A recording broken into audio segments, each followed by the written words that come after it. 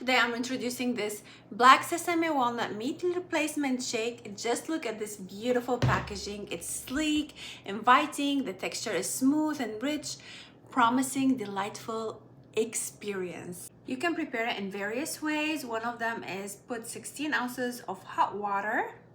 We take 1 or 2 spoons of the sesame black walnut.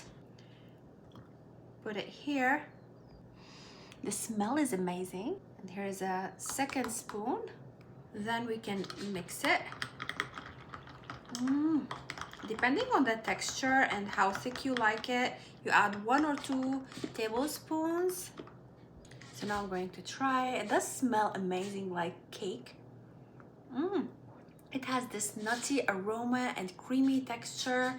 It's perfect for a quick meal and on-the-go satisfying snack. You can also use it to elevate your cooking, so you can try it in warm porridge and delicate cake or soothing tea.